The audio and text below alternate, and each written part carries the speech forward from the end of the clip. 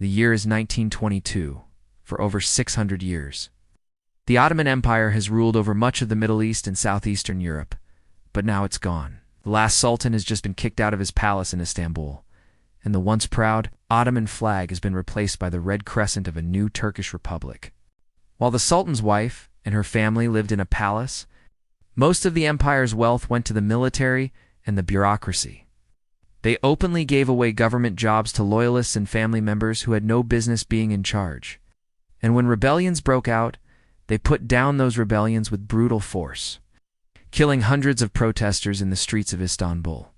Leaders in places like Syria and Iraq and Egypt started talking about independence. The point is that empires aren't just made of tanks and soldiers and weapons. They're made of people.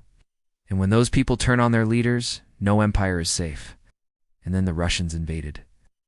The Ottoman Sultan was forced to flee his palace in Istanbul, and the empire was effectively over. By the late 1800s, there were 500,000 bureaucrats in the empire, each taking their cut of the taxes they collected. And with such a large and expensive army, the Ottomans needed to raise more and more money to keep it all going. If you want to learn more about the Ottoman Empire, stay tuned for more information. To pay for the military, they started taxing their citizens more and more, which led to widespread poverty and hardship, especially among the poor and the middle class. So how did this empire fall? Everyone knows about the wars and foreign powers that weakened the Ottomans, right? World War I, the Russians, the British, the French, the Americans. It was the rise of nationalism. Now, if you've been following along, you'll know that nationalism is a powerful force that can unite people under a common identity, like a language, a culture, or a religion. But it can also be a dangerous force that can turn people against one another. That's because nationalism often leads to the desire for independence. And that's exactly what was happening in the Ottoman Empire. Surely it's that, right? Well, not exactly. Sure, those external factors played a role, but the real reason the Ottoman Empire fell is a lot more complicated than that.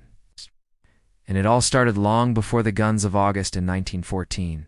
In fact, it started right here in the heart of Istanbul. The Ottoman elite had become incredibly corrupt.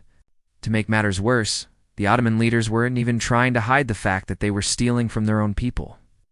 But perhaps the biggest blow to the Ottomans was not the loss of territory, or the cost of the military, or even the meddling of foreign powers. As the empire was losing territory and wealth and power, people began to identify more with their local regions and less with the crumbling Ottoman state. Hey, thanks for watching.